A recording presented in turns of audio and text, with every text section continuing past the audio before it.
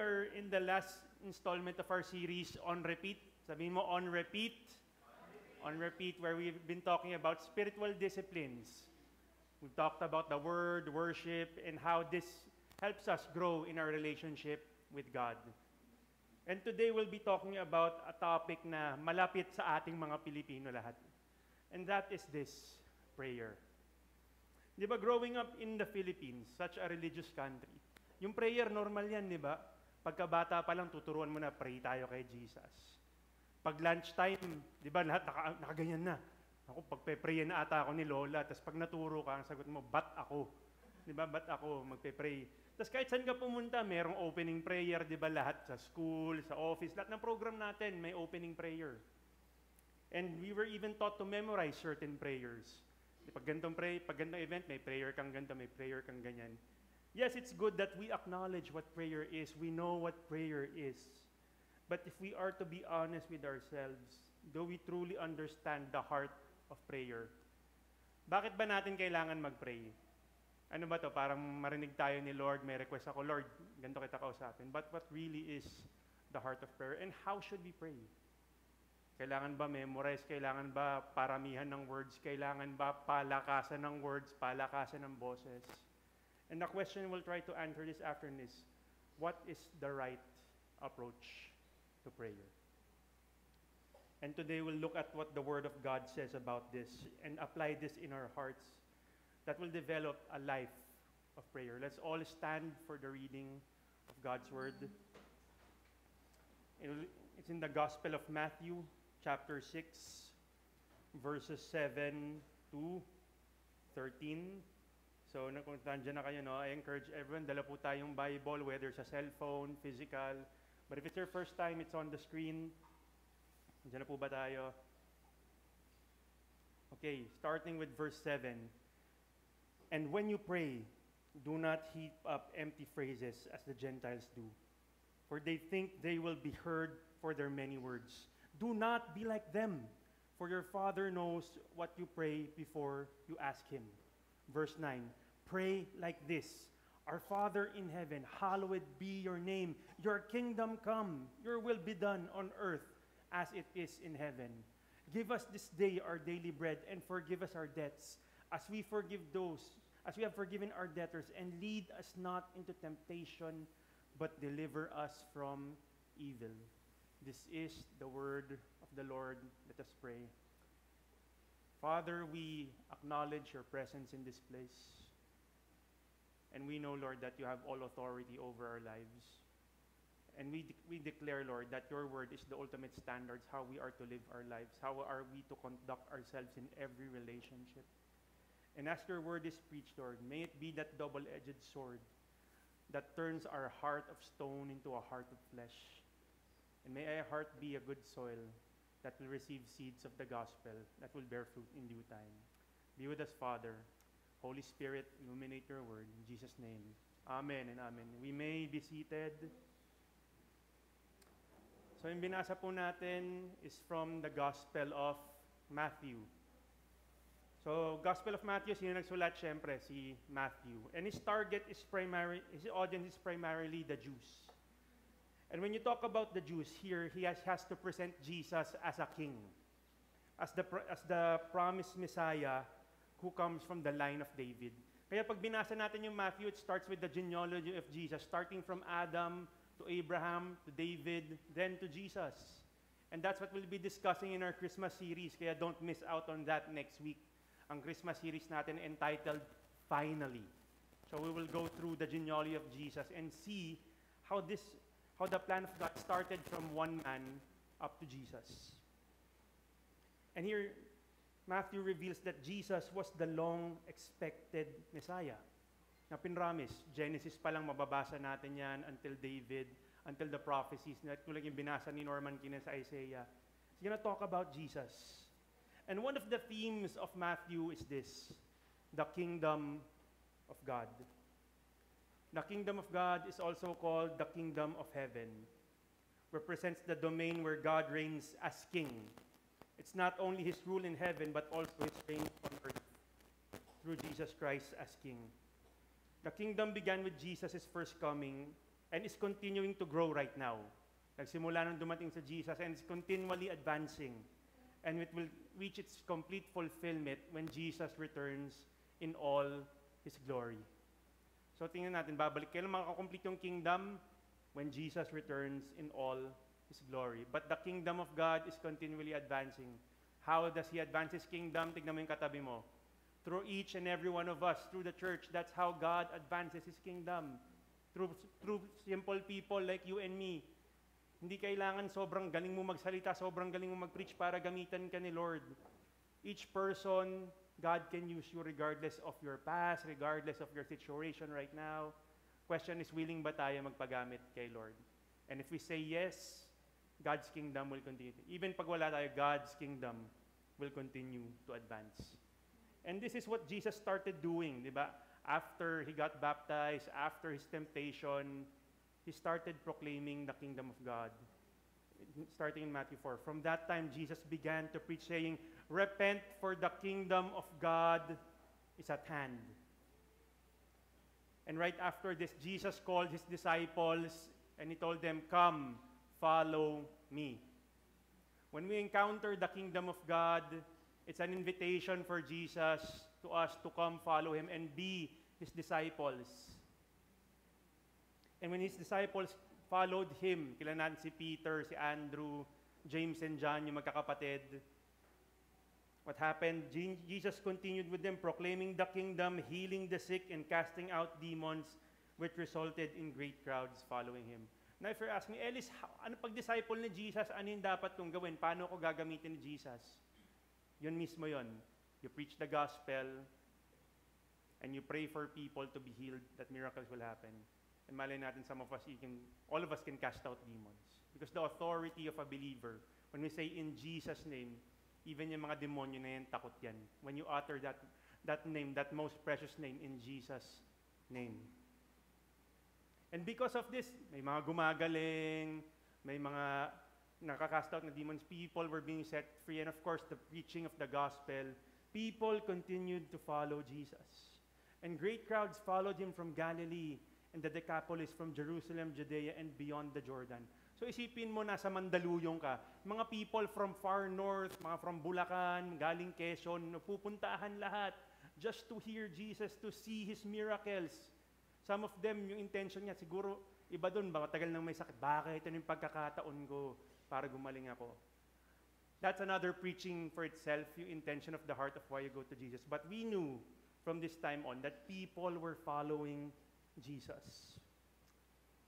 Then Jesus continued His proclamation of God's kingdom through a series of teachings more commonly known as the Sermon on the Mount. Familiar, the Sermon on the Mount? This is in Matthew 5 to 7, the greatest sermon ever preached. If gusto mo nang aaralin for 1 year sa Bible, ito, mabibitin ka pa because this is so rich. This talks about what it is to be part of the kingdom of God, to be a follower of Jesus. Seeing the crowds, He went up on the mountain, and when He sat down, His disciples came to Him. Tandaan niyo, every time Jesus would go up a mountain, something would happen. When He would pray to His Father, He would go up the mountain. And dito, of course, Jesus, of course, na-appreciate natin yung crowds, but tignan mo, who followed Him? His disciples came to Him. More than the crowds, Jesus is looking for His disciples, those who would follow Him wholeheartedly. And sila yung sumunod kay Jesus doon. Now, na-filter na crowds, na disciples. And Jesus here was telling, okay, this is what the kingdom of God looks like. Una yung intro, then of course, first is the Beatitudes, yung the blessings of the kingdom. Like, blessed are the poor in spirit, for theirs is the kingdom of heaven. Familiar kayo dito, the Beatitudes. And of course, ano yung purpose of being kingdom citizens? It's to be the salt and light of the world. And everything dito, mababasa mo yan lahat. But let's focus on that, on when Jesus gave a teaching on giving, praying, and fasting. And He said, beware of practicing your righteousness. That is usually giving, praying, and fasting. Be careful of practicing your righteousness before other people in order to be seen by them. For then you will have no reward from your Father who is in heaven. whenever we do things for God, is it really for God's glory or for our own glory? You're attending church, is it because you want to glorify God or para lang masabing Christian ako? Are we serving in church para lang masabi, Lord, di ba, serve ako sa'yo, magaling ako, or is it for God to get the glory? Ba't tayo gumagawa ng discipleship? Why do we do one-to-one? Why do we have life groups? Is it for us to get the glory, or is it for God to get the glory? Kaya in everything that we do, whether big or small, we need to check the condition of our hearts. Am I doing this for the right reasons? Am I doing this for God to get the glory? Or am I doing this for Ellis to get the glory? I hope and I pray that as we reflect on this, we come to the honest truth na the reality is sometimes gusto rin talaga natin we get some glory. Kahit konti lang, Lord. Kahit konting-konti lang.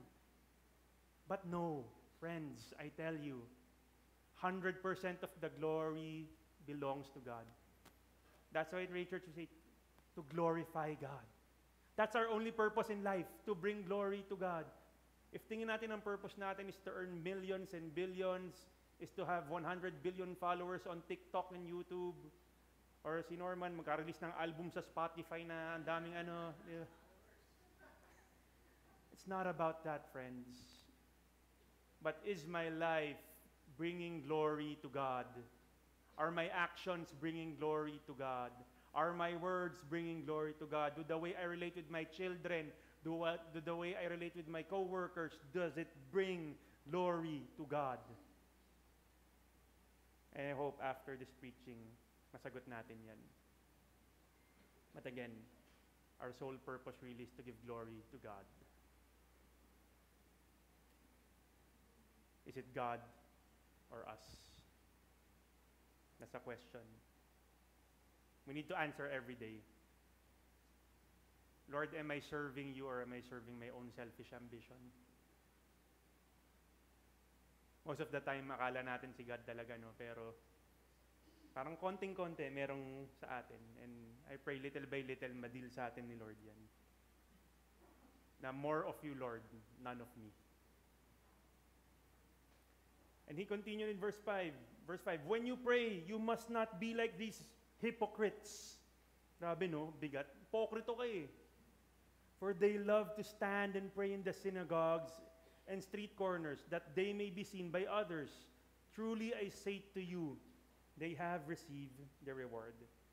I like how the Message version puts it. And when you come before God, don't turn that into theatrical production either. All these people making a regular show out of their prayers, hoping for 15 minutes of fame. Do you think God sits in a box seat? Diba? Mas direct to the point. Diba? Nagpapasikat ka ba? Tingin mo pa papalakpakan ka ni Lord pag nagsisisigaw ka dyan through your prayers? That's what Jesus was saying to these people. Then Jesus told the people, this is how we should approach prayer. But when you pray, go into your room and shut the door and pray to your Father who is in secret. And your Father who sees in secret will reward you. Prayer should be an intimate conversation, not a publicized presentation. Intimate, not publicized. Pero paano to ba't ba tayo nagpe-pray sa church? Yes, there's a place for corporate prayer where we get to pray for one another. But this talks about your own personal prayer time with God. It should be between you and God. Intimate, not publicized. And he continued, when you pray, do not heap up empty phrases as the Gentiles do, for they think that they will be heard for their many words. Do not be like them, for your Father knows what you need before you ask Him. Paano masasabi yung tao, okay siya mag-pray? Pag marami siyang sinasabi, pag big words yung ginagamit niya, pag ang haba niya mag-pray, yung length ng prayer, tipong kaya niya mag-pray ng 3 hours dire-diretso. Tapos yung mga, nakanatin ka na ng prayer meeting, no? Yung nakapila kayo, tapos sino yung mga pagpe-prayin. Tapos yung, hindi ko alam bakit tita lagi yung mga, grabe mag-pray yung mga tita, no? Yung ang galing niya mag-pray, tapos ikaw parang, nag-pray niya na lahat, no? Pasasabihin ko dito, di ba? Yan, Parang halimbawa si Job, ako yung susunod kay Job, kinakabahan talaga ako. Kasi si Job, pag nag-pray, kala mo bubukas talaga yung langit eh. But it's not about the many words that we say. It's not about the number of words, or kung the volume of your voice, kung parang ang si Norman mag-pray, di ba? Napiplease naman si Lord doon, but not all of us can pray like this guy. To be honest with you. Tingin ng ibang tao kasi, or even most of us, if we are to be honest, the more words we say or the louder we say, God will hear our prayer. But no, it's not about that. It's about our posture towards Him. I like what it says in Ecclesiastes. Be not rash with your mouth, nor let your heart be hasty to utter a word before God. For God is in heaven, and you are on earth. Therefore, let your words be few. We need to understand who God is. Na hindi tayo basta-basta lalapit lang ng kung anong concerns. Minsan natin, tingin natin si Lord Genie eh. Parang, Lord, ito kailangan ko. Hey. Need to understand that when we pray to God, what is the posture of our hearts? How should we approach God? Halimbawa, kakausapin mo yung presidente ng, or yung head ng United Nations. Meron kang opportunity to talk to that person. Papasok ka ba, what's up pare? Gaganunin mo ba? Hindi naman, di ba? Para pag ka pa, Honorable Sir, morning po, good afternoon. Di ba, you would give such reverence. Hindi ka dire-diretso. And that's the same thing with God.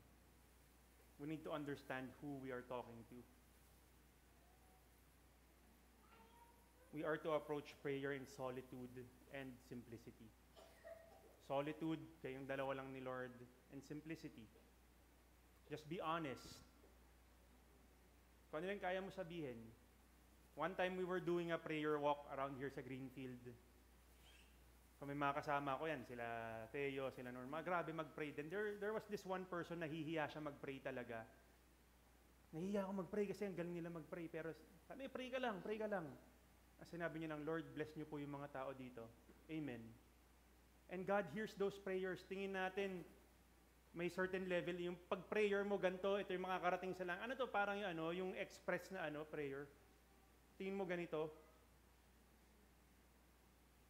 But it's not about that. When we pray, even the simplest prayers, as long as the posture of our heart is aligned with God, God will hear our prayers. 3 aspects of prayer that we should put to heart. First is relationship.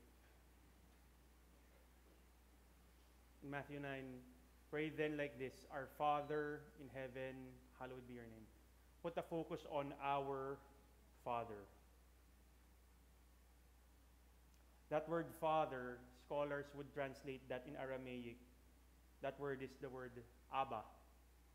When Jesus was saying this is what he said, Abba. And Abba in their time is a term of endearment towards the Father. Parang tatay, papa, daddy. It was a word used by Jewish children for their earthly fathers. And praying to God as our Father conveys the warmth and intimacy of a loving Father's care. And remember that the primary audience of Matthew was Jews, were the Jews.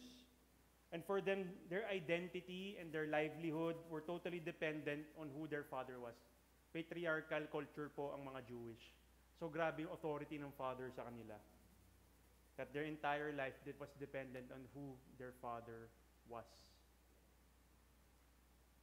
So parang dito, we need to understand when we come to God, He is our Father. Lahat ng pangangailangan natin. I remember as a kid, yung pagpupunta ka ng Toy Kingdom, pag ikaw lang mag-isa, hindi mo kaya bilhin yan eh. Kasi bata ka, di ba? Pero pag kasama mo yung tatay mo, di ba parang magla-light up yung mata mo, parang gusto ko to, gusto ko yan, gusto ko yan. Kasi sagot ka ng tatay mo eh. Or even when I was an adult, yung bawa kakain, tara lunch tayo. Pag tatay ko yung nagyaya, alam ko di ako bubunot sa wallet ko. Alam natin, sasagutin ako ng tatay ko. And that's how God is to us. If we know that God is our Heavenly Father, parang all I need, ibibigay ng tatay ko. That's why we can pray to Him. We can approach Him because He is our Father. Hindi tayo nagsaset ng appointment sa isang CEO ng kumpanya, but He is our Father. You can come to Him at any time. Friends, before we pray, we need to remember who we are and who our Father is. Kaya yung words natin, we can be as honest as possible kung ano yung pinagdadaanan natin. As simple as possible. Pagkausap ba natin yung parents natin, "Oh, honorable Father, how did you thy day?" Hindi naman ganun, di ba? Parang, "Dad, kamusta ka?" Di ba ganun? That's how we should approach God. Hindi yung formal na, "To whom it may concern thy Father." Hindi ganun. To whom it may concern thy Father. But it's really just saying, "Dad, ito kailangan. Lord, ito kailangan ko. Lord, kamusta ka?" You can be honest with God in that way. I like how it says in John, "See what kind of love the Father has given to us, that we should be called children of God, and so are we." If God is our Father, then what are we? We are His children. Therefore, we are children of God.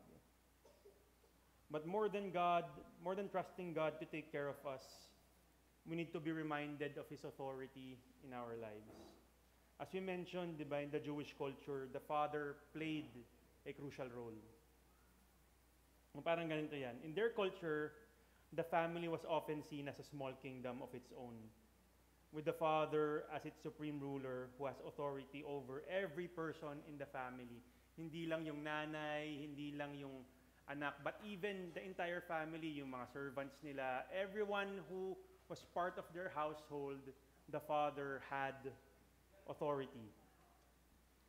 And it was customary for children to greet their father each morning by kissing their hand. So in our culture, parang mano po siya. Then standing before him in a posture of humility, something like this, ready to receive instructions or awaiting permission to leave. That should be our approach towards God as our Heavenly Father, in all humility, waiting to obey His commands. But when we spend time in prayer, is it really more of, "This is what I need, this is what I need, this is what I want, this is what I'm going through"? Or is it a posture of, "Lord, I just want to hear from you right now, as a son, as a daughter. What do you want me to do in my life?" Friends, in every decision that we make, we need to pray to our Heavenly Father and wait for His instructions, which will always lead to a good outcome.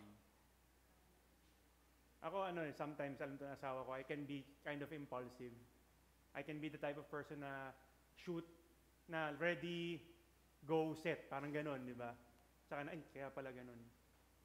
But in everything that we do, we need to ask God first, "Lord, is this what you want me to do?" Whether it be a business opportunity, a family decision, lipat kang trabaho, or kung sino man yung pinagpe-pray mong tao, di ba? You need to ask God and wait for His instruction. Kasi kung tayo lang gagawa ng sarili nating desisyon, ano kaya yung kakalabasan nun? Most probably, may masamang mangyayari. Pero with God, it's always gonna be a good outcome. So let's keep in mind our relationship to whom we are praying to. He is our Father. The next aspect of prayer that we need to take to heart is this: reverence. Pray like this: "Our Father in heaven, hallowed be your name, your kingdom come, your will be done on earth as it is in heaven." Here, Jesus echoes a regular prayer recited by Jewish people known as the Kaddish. Sabi mo, Kaddish. Parang nagugutom ka, kakain ba tayo dito? It goes something like this: "Exalted and hallowed be His great name in the world that created according to His will. May He cause His kingdom to reign." The prayer invited God's future reign to change the world, and Jesus presumably intends it the same way. Although for believers in Jesus in this kingdom, the kingdom of already but not yet, meaning God's kingdom is here and advancing but will fully be consummated when Jesus returns in all His glory. Already, but not yet. Kumbaga parang 50%, 40% pa lang. Nandito na, pero hindi pa. The moment Jesus came here, when Jesus became born, when Jesus was born in a manger, the kingdom of God came here on earth. And is continually advancing. Pero it will be completed when He returns in all His glory. Kaya dapat di tayo matakot sa second coming ni Jesus. We should actually be excited. Because makukompleto yung kingdom eh. Kasi we were taught at a young age na, pag second coming, mawawala yung damit, mawawala yung katabi mo, damit niya nila yung may iwan dyan, di ba? But the reality is, it's something that we should look forward to see the fulfillment of the new earth, the new Jerusalem, and God's kingdom being fully completed. Now look at this. Tatlong your. In the original language, hindi lang siya basta your, but it has an emphasis like, your name, your kingdom, your will. It is talking about who is the focus of our prayer. It's all about God and never about us. Whenever we pray to God, it should be God's name being honored and Him getting all the glory, and that He will continue to rule and reign in our lives and through all the earth. Pag may nakikita tayong kaguluhan sa balita, Lord, this is your kingdom is here on earth. We should declare that. We should pray that. And your will be done. We are to fully submit to His will and not our own desires. When we come to a time of prayer, let us not jump right away with our concerns, but must first give honor to God, give thanks to Him, and to repent of the sins that we have committed against a holy God. So ito, medyo practical muna tayo. How are we to pray? So naturo sa akin to as I was growing up. It's actually acts. Sabihin mo acts. So A is for adoration, C is for confession, T, thanksgiving, S is supplication. So ano to? Adoration, you just, Lord, thank you for you are such a good God, such a faithful God. Napakabuti po, napakatapat mo. You just adore your Heavenly Father. Then confession, kung may nireveal sa'yo si Lord na medyo nagalit ka kanina sa parking, di ba? Or parang sa trabaho, may natasan ka ng boses. You confess, Lord, sorry, na-offend ko yung taong to. I sinned against you. Yung letter T, ito yung nakakalimutan natin madalas is to give thanks to God. Lord, thank you, buhay pa ako. Lord, thank you, healthy buong pamilya ko. Lord, thank you, may natatanggap akong sweldo regularly. Even the little things, we should give thanks to God. Most of the time kasi rekta supplication tayo, Lord, this is what I need. Lord, this is what I want. If prayer was a department, it would look something like this. Lahat nasa supplication, nakaabang na. Lord, ito yung concern ko. Lord, ito yung kailangan ko. Kita mo yung nasa ibang booth. Isa nga, nawala na yung confession, no? Di ba? Kasi wala daw nagko-confess. Di ba, malungkot yung iba, isa masaya kasi lahat nasa kanya. Nakakatawa tignan, no? But sometimes it is like that. Puro tayo lahat. Okay naman yung prayer request. Don't get me wrong. But you can't understand how God would supply your needs if you don't adore Him and if you don't confess your sins and if you don't give thanks to Him. Kaya maganda madaanan natin lahat yan as we pray.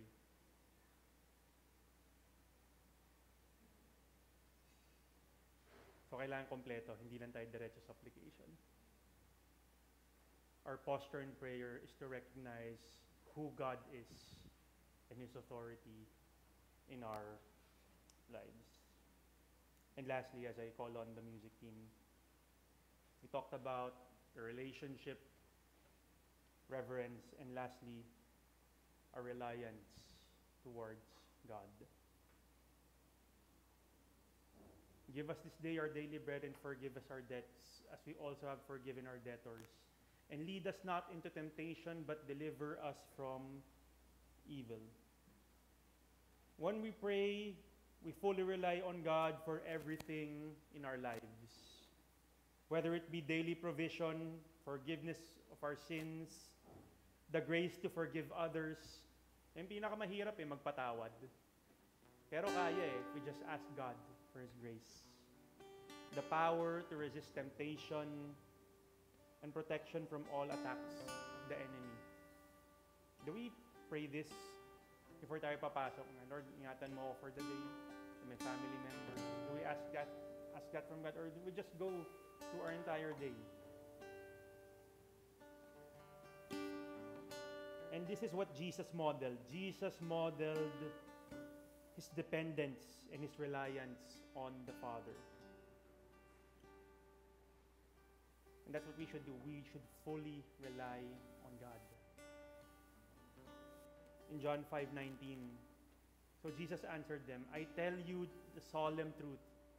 The Son can do nothing on his own initiative, but only what he sees the Father doing. For whatever the Father does, the Son does likewise. Jesus is God. In the Trinity, he is equal, but he humbled himself, saying, I cannot do this on my own. I need my Heavenly Father. Friends, si Jesus na yun, paano pa tayo? Are we fully dependent and reliant on who our Heavenly Father is? Or sometimes, based on our own ability, on what we have achieved, kaya natin masasabi, kaya ko to eh. No. May we have the same posture as Jesus, fully dependent, fully reliant on his Heavenly Father. And he demonstrated this by modeling a life of prayer. Before he was about to face death, he prayed to his Father in the Garden of Gethsemane. And this is what he said. And he withdrew from them about a stone's throw away and knelt down and prayed, saying, Father, if you are willing, remove this cup from me. Nevertheless, not my will, but yours be done. When was the last time we prayed like this? Lord, not my will, but yours be done. Not what I want for my life, but what you want to happen in my life. I submit to whatever answer you have to my prayer, whether a yes, a no, or not yet. Can we fully say this? Let your will be done in my life, not my desire. And we can only fully rely on God and have this posture when we are daily communicating with Him through prayer. Di ba parang kanang nagpe-pray, ano lang ako eh, I'm a CEO. Ano yung CEO Christian? Christmas, Easter only Christian. Doon lang ako nagpe-pray. Or pag may kailangan. Parang si Lord na, yung prayer naging break glass in case of emergency natin eh. Rather than being a daily thing. The more we pray and commune with our Heavenly Father, the more we will be fully reliant on Him.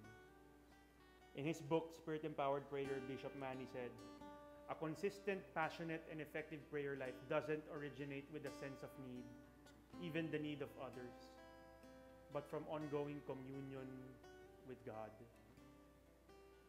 Continuous, tuloy-tuloy. That's what this series has been all about. On repeat, paulit-ulit. Reading the Word, worshiping God, praying to God. We do that day in and day out. Di tayo dapat magsawa dyan. And we will just realize we will come out stronger each and every time the more we do the spiritual disciplines. Let me end with this, then we're going to take time to worship. By developing a habit of daily prayer, we express our full reliance and dependence on God. Let's all stand and pray. Heavenly Father, thank you for you've been so good to us. Even though at times we do not recognize your goodness in our lives, Lord, everything we have is because of you. And Lord, may we not neglect meeting with you each and every day. Whether it be a good day, a bad day, Lord, may we just have that joy, that excitement, that expectation to commune with you. and just to be honest with you, with what's going on in our lives. That we may also to adore you, give thanks to you, Lord, more than asking what we need. May we just enjoy you for who you are in our lives. Thank you, Lord, in Jesus' name. Amen and amen. Let's worship God. Sing, church.